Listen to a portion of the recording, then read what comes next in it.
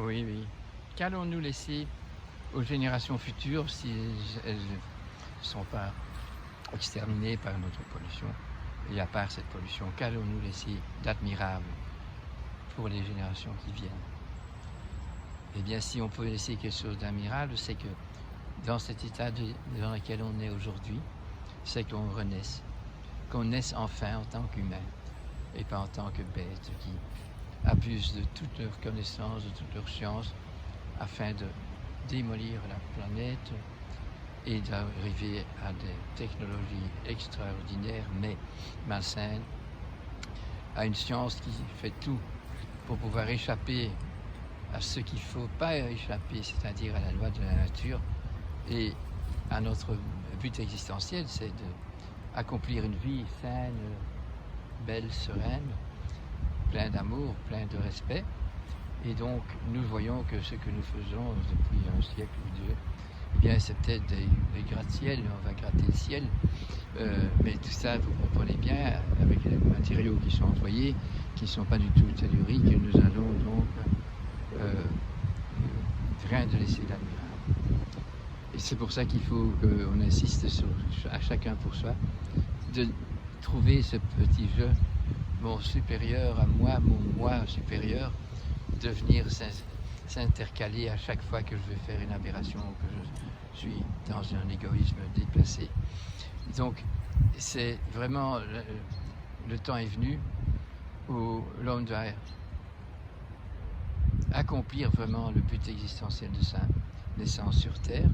Il doit renaître quand il naît comme un animal, mammifère, tout superbement fabriqué par la création, mais à un âge qu'on appelle l'âge de raison, c'est le moment où il doit naître pour lui-même. Il est né comme un animal, et à partir de 7 ans, il se rend compte qu'il est doué de la raison, qu'il sait être raisonnable, et que c'est par son esprit, sa pensée, qu'il peut bien faire avec la nature, il peut s'associer avec la nature, et pas faire ce que nous faisons maintenant, nous dissocier.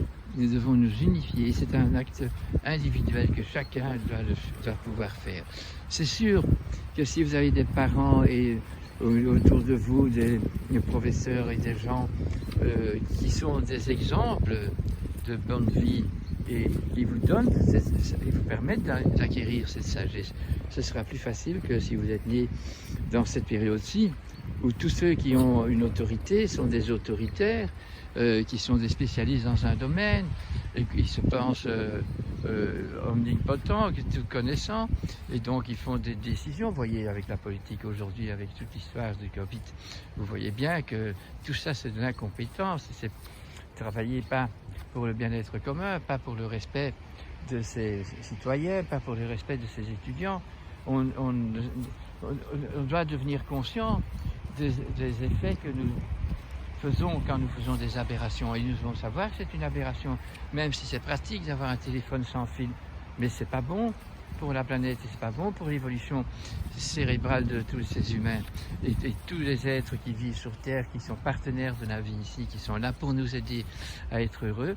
Eh bien, nous les rendons malheureux, nous leur donnons une vie pas du tout exemplaire, pas du tout belle, puisqu'ils ne sont plus dans la nature, ils sont dans des exploitations et c'est le jour de leur abattage, parce qu'ils ne sont pas sacrifiés, qu'ils sont libérés de ce sacrilège dont les humains sont responsables.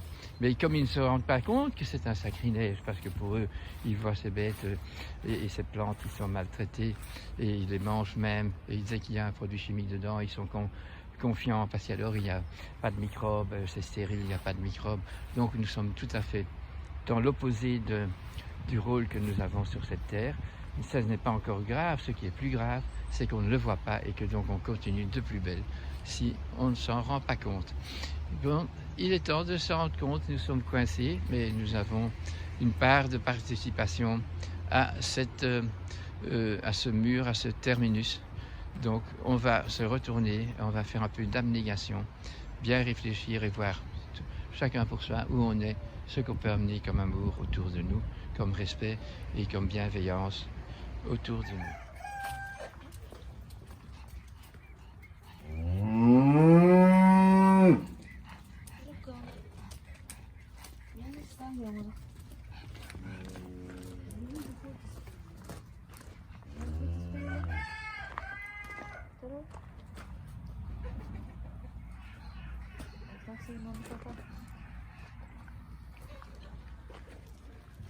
Le papa Gandhi avec Toro, le taurillon. Et tante Margot.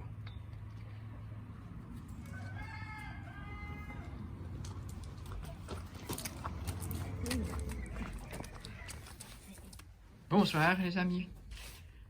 Nous sommes le 22 décembre et je vais partir pour une dizaine de jours. C'est pour ça que je vous dis pas adieu définitivement, mais pour un petit moment quand même.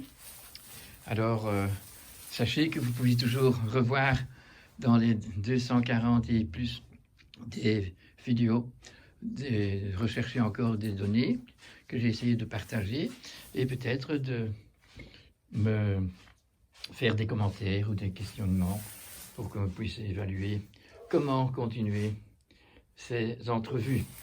Je vous souhaite donc vraiment un bon Noël, un bon moment de réflexion pour évaluer comment commencer la nouvelle année aussi. Merci beaucoup pour vos écoutes.